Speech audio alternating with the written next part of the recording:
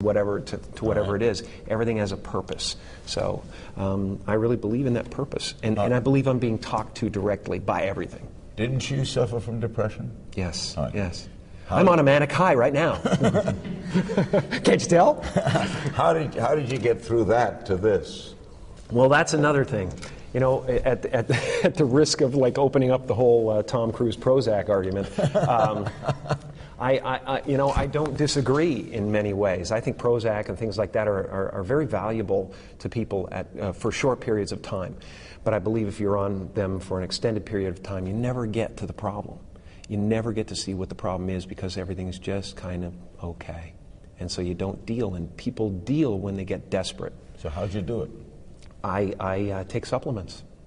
Vitamins? Yes, there is it is vitamins, but it's also certain elements of the brain, like tyrosine and hydroxytryptophan, that they're treating depression with now. And it is a natural substance that's in your brain, but instead of being a serotonin inhibitor, which just uses the serotonin you have in Prozac and things like that. It just uses the serotonin you have, and it doesn't allow it to go back into the receptor.